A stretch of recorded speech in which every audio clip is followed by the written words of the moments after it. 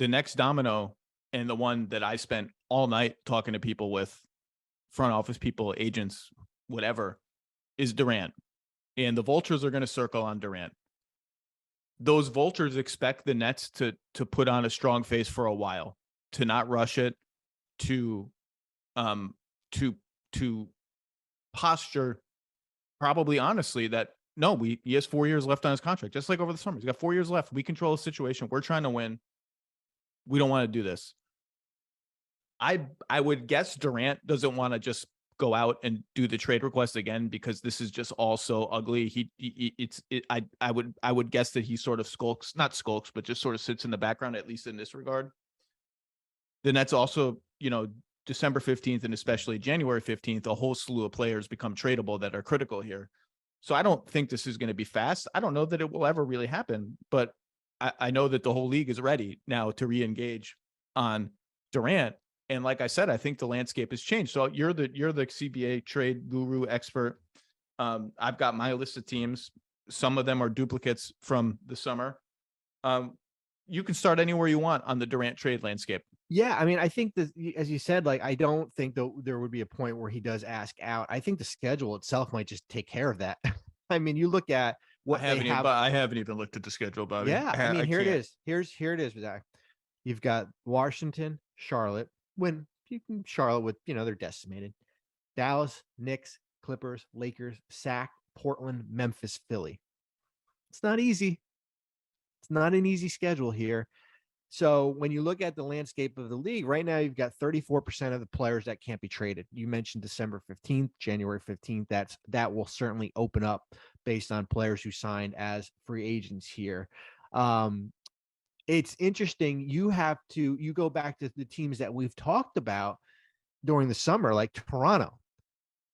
Pascal Siakam's playing, man, he's like playing like an all NBA player right now. Right? He's playing like a first team all NBA player right now. So that was the name we've talked about. Oh, hey, by the way, Scotty Barnes, they laugh you right off the phone now. Don't even say the S word. Just call us when you're ready to not say the S word. I don't even think they would trade Siakam. I mean, that would be a tough. That's something like that. That wasn't it. That's not a shoe in here. Well, and the Raptors are one of my teams, obviously, for obvious reasons. Even if they're not going to include those guys, they still have all their picks and a bunch of salary that's at least interesting, and all the swaps and all that. So sure. Yeah. I mean, like they'd take a call, I'm sure. Sure. Yeah. I mean, so Toronto, you're looking at, let's just say we remove Siakam, you're looking at OG and Trent, right? In the picks. I mean, that's kind of like, that's the peripheral in any of these Durant deals though, Zach. I'm just thinking of this. Like, you got to get point guard back though somewhere, right? Like, I just look at, there's not, and that's the problem with the Irving situation, is that like you don't have like a Trey Jones waiting in your wings as your as your backup, your nice developmental piece, right? There's no point guard there. So that's why I'm looking, and I know that Toronto doesn't do that for you. If I'm looking at Durant stuff, like, I need something back. I need a point guard back here, but I mean, you know what I need? A drink. That's what I need. A drink. More than a young point guard.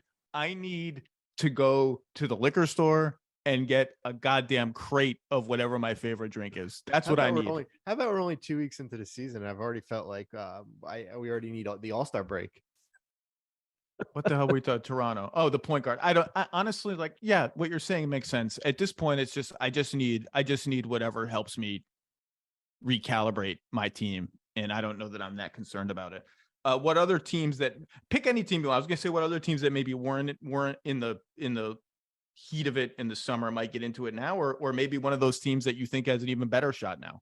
Well, I mean, I think Phoenix is, and not the, certainly, Ayton, can't be traded for, but I think they're working more from a position of strength based on, everyone, we all thought that, based on what they were going to stumble out of the gate based off that Dallas series, certainly the Sarver situation, everybody was not happy media day, and now they are, 6-1, second, third best team in the NBA.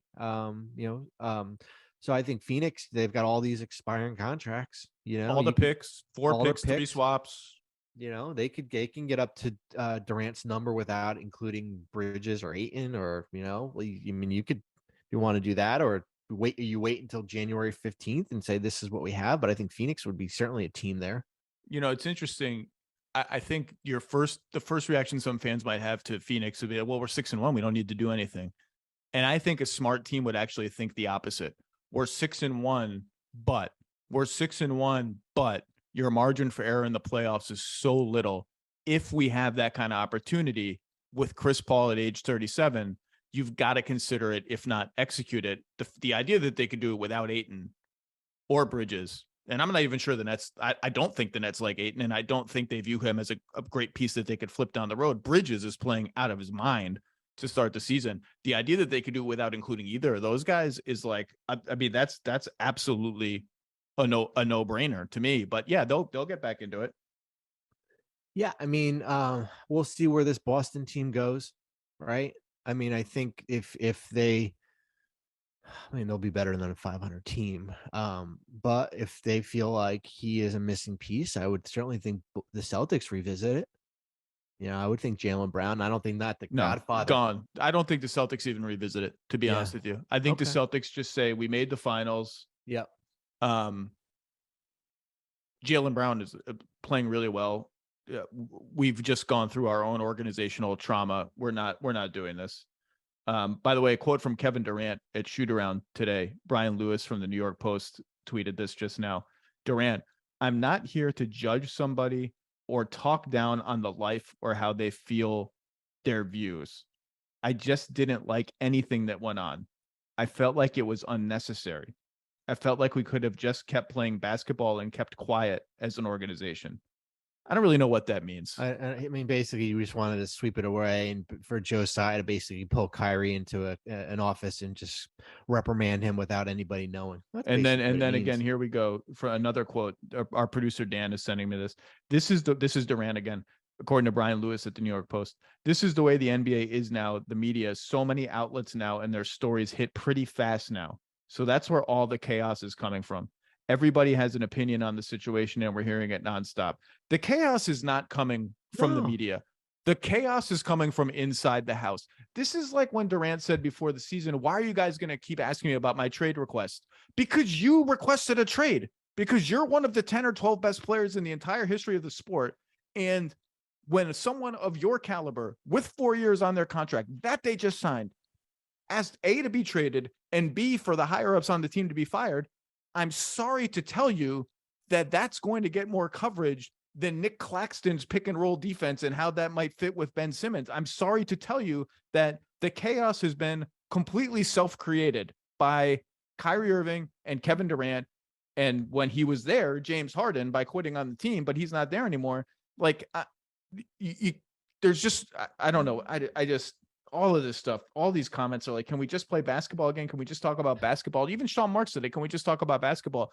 Sure. Your player just tweeted out a movie that denies the Holocaust. Sorry that for a week, that's kind of a big deal. Yeah, I mean, we could have talked about basketball if he would have handled the press conference last Saturday the right way, or if maybe the next day would have come out and kind of apologized. All I want to do is talk about basketball. Yeah, I do too. I mean, this is not enjoyable. What were we talking about? The Suns? Yeah, the Suns. Cool. The Suns are really good. Suns are really good. Well, I mean, we're kind of going back to some of these, we're going back to New Orleans again, right? Oh, New Orleans. New Orleans was hesitant to trade Ingram the first time around, if not out and out a no on Ingram, which I said at the time, boy, I think I'd be tempted to pull the trigger on that. Now it's like, how about the Lakers pick looks like more valuable than Brandon Ingram. So how about we just give you all the picks, some young guys, some salary matching, which we have in spades. And we have CJ McCollum, Brandon Ingram, Kevin Durant, Zion Williamson, and whatever else is left over. Yeah, that's $150 million for 4 guys in a small market that's going to have some tax issues down the road. But I mean, if I'm New Orleans, you have to think about that. If the cost is just the picks and the swaps and a couple of young guys that are interesting, and I don't have to give up BI, like, is my team the title favorite? Like, immediately? I don't know. The NBA is so topsy-turvy right now. They're at the top of my list. Same with Memphis. Yeah. Memphis. No, I mean, that's another team, Memphis has the Warriors pick top 4 protected. The Warriors are 3-7 or 3-6 or whatever the hell they are now after another loss in Orlando last night where Steph Curry looked amazing and they still lost. Got the Warriors pick, got all my own picks, got swaps. Hey, you can't get Ja, duh. You can't get Bane. You can't get Jaren Jackson Jr.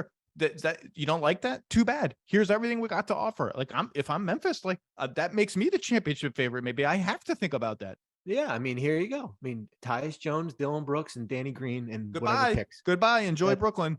Yep, that's Joe your Johnson offer. Joe Johnson once said, "It's not that bad here about Brooklyn. It's not that bad there. Enjoy." I forgot about that. They should just change that to their slogan. I've said it before. Like things are so bad there that they should actually just make that their slogan to counteract